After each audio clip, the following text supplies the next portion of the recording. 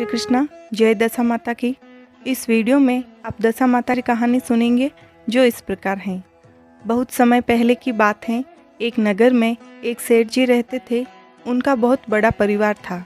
उनके परिवार में 5 बेटे तथा उनकी बहुएं और एक पुत्री थी। पुत्री का विवाह हो चुका था किंतु गौना नहीं हुआ, इस कारण वह माता पिता के घर में ही रहती थी। एक दिन सेठानी दशा माता के डोरे लेने गई। उनके साथ उनकी बहुएं भी थी। सभी ने डोरा लिया। एक बहू ने सासू जी से पूछा कि ननंद बाई के भी डोरा लेना है, तो सासू जी ने कहा हाँ लेना है। तो बहू ने कहा यदि व्रत से पहले ही सासरे की विदाई हो गई तो क्या करेंगे। सासू जी कहने लगे कि मैं दशा माता की पूजा का सारा सामान उसके साथ भेज दूंगी और वह अपने घर जाकर पूजा कर लेगी। लड़की ने दशा माता का डोरा ले लिया, पर दशा माता की पूजा से पहले ही उसके पति उसको लेने आ गए। परिवार वालों ने धूमधाम से उसकी विदाई की और उसकी पालकी में पूजा का सारा सामान रख दिया। जब वह अपने ससुराल पहुंची तो आंगन के बीचों बीच गलीचा बिछाया हुआ था। वह इस पर जाकर बैठ गई। आस पड़ोस की औरतें नई बहू को देखने आई। सभी ने उसकी सुंदरता, उसके वस्त्र आभूषणों की बढ़ाई की। किसी की नज़र अचानक बहू के गले में बंधे डोरे पर पड़ी और कहने लगी, माँ भी बड़ी होशियार है, इतना गहना पहना के भेजा है, फिर भी यह कच्चे सूत का डोरा इसके गले में पहना के क्यों भेजा है, समझ नहीं आता।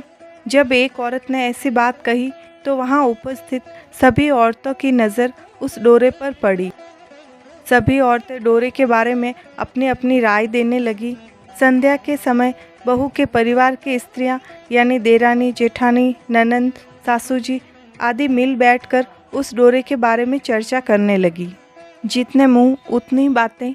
आखिर में सारांश यह निकला कि सभी ने उस डोरे की निंदा की। बहू सुनते सुनते बहुत ही परेशान हो गई और डोरे को चूल्हे में फेंक दिया। डोरे में आग लगते ही पूरे घर में आग लग गई। धन धान्य, खाने पीने का सामान सभी जलकर राख हो गए। घर के सभी सदस्य इधर उधर भागने लगे। केवल नई बहू और उसके पति पीछे जले हुए घर में रह गए। घर का सारा सामान जल चुका था। न खाने को अन्न था, न पहनने को वस्त्र। इस कारण दोनों जने भी गांव छोड़कर चले गए। आगे स्त्री, पीछे उसका पति। दोनों चलते चलते उस गांव में पहुँचे जहां औरत का पीहर था। औरत ने अपने पति से कहा, जब तक कोई जीविका नहीं है तब तक हम मेहनत मजदूरी करेंगे। उसके पति को एक जगह मजदूरी का काम मिला। वह मजदूरी करने लगा और वह स्त्री एक कुएं पर जाकर उदासीन होकर बैठ गई। उस कुएं पर सारे गांव के स्त्रियां पानी भरने आती थी। उस लड़की की भाभियां भी आई। उसे वहां बैठी देखकर बोली, बहन तुम तो किसी भले घर की लड़की मालूम होती हो, यहाँ कैसे बैठी हो? क्या किसी के यहाँ कामकाज करने के लिए रहोगी? तो लड़की बोली, हाँ मैं घर के सभी कार्य करूँगी, लेकिन मैं खराब खाना बनाऊँगी नहीं और ना ही खाऊँगी। उसकी भाभियाँ बोली, जब से हमारी ननंद ससुराल गई हैं तब से हमारे बच्चे हैरान होते हैं, तुम उन्हीं को खिलाती रहना और हमारे घर से सीधा लेकर अपना भोजन बनाकर खाया करना। स्त्रियाँ उसे घर ले आई और सासू जी से आज्ञा मांगी तो सासू जी ने कहा, खुशी से रख लो, परंतु कोई झगड़ा नहीं करना। इस प्रकार वह दुखियारी अपने भाइयों के बच्चे को खिलाती और बना खाकर निर्वाह करती हुई रहने लगी। दैवात फिर से दशा माता के डोरे लेने का अवसर आया। बहुओं ने पूछा कि क्या दुखिनी को भी डोरा दिया जाए। सासू जी ने कहा, जब वह घर में रहती हैं तो उसे भी डोरा दे देना चाहिए।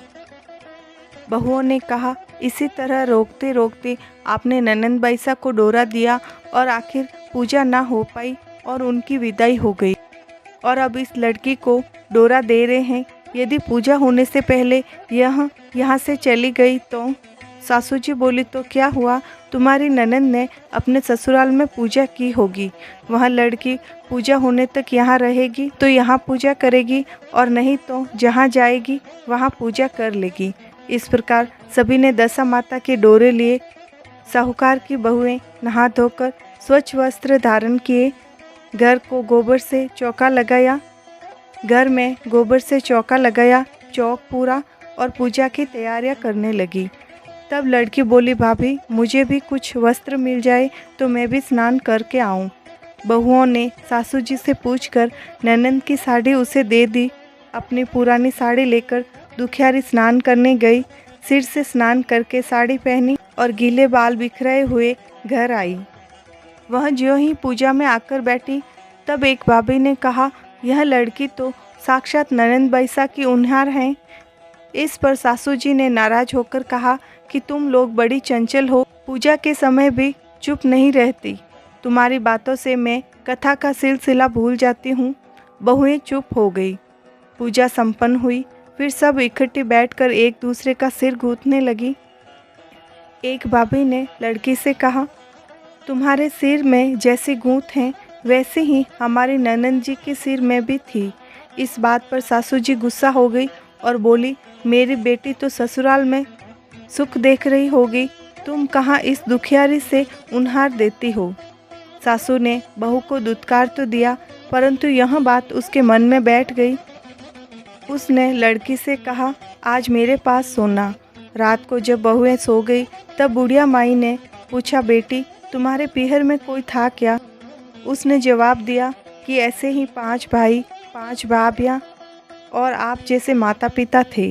मैंने दशा माता का डोरा लिया, उसकी पूजा होने से पहले ही मुझे ससुराल विदा कर दिया। वहाँ सभी ने मेरे डोरे का अपमान किया, मजाक बनाया, तो मैंने डोरे को गले से उतार कर फेंक दिया। दशा माता के कोप से मेरे ससुराल का धन धान्य नष्ट हो गया, घर जल गया, सभी लोग इधर उधर चले गए। हम दोनों भटकते हुए यहाँ पहुँचे हैं। मेरे पति यहाँ मेहनत मजदूरी करते हैं। साहूकार ने अपनी लड़की को पहचान गई, उसे गले लगाकर रोने लगी। रोने की आवाज़ सुनकर उसके बेटे बहू आ गए तो उनको कहा कि यह तुम्हारी सगी बहन है, दामाद जी जहाँ कहीं भी हैं उन्हें लेकर आओ। सवेरा होते ही 5 भाई बहनों को लेकर आए, उत्तम वस्त्र पहनाई, भोजन कराया। कुछ दिनों ससुराल में रहे, फिर उन दोनों को विदा किया। लड़की के ससुराल में सब पहले की तरह अच्छा हो गया। लड़की अपनी दशा पर विचार करते हुए ससुराल जा रही थी, तब उसे नदी दिखाई दी जहाँ अप्सराएं दशा माता की पूजा कर रही थी। उन्होंने कहा, एक डोरा अधिक है, इस लड़की को दे देते हैं। लड़की ने डोरे को सिर माथे से लगाया, प्रणाम किया और अपने गले में धारण किया। जब ससुराल पहुंची तो सासू जी आरती की थाली सजाए, ननंद कलश लिए और देवरानी जेठानी अन्य मांगलिक वस्तुएं लिए उसका स्वागत करने लगी। नेक दस्तूर होने के बाद उसे आसन पर बैठाया। लड़की ने कहा, पिछली बार आपने मेरे दशा माता के डोरे की निंदा की, इसीलिए सबका बिछो हो गया। अब कोई भी इसकी चर्चा नहीं करना। जब व्रत हो तब श्रद्धापूर्वक पूजा करना। सबने खुशी से उसकी बात मान ली। दशा माता के दिन सभी ने पूजा की। घर पर सुहागी ने न्योती, सुहाग सामग्री बांटी। इस प्रकार खुशी से दशा माता का पूजन हुआ। दशा माता ने जैसे दुखियारी की दशा अच्छी की, वैसे सभी की करना, सभी पर कृपा करना। जय दशा माता की।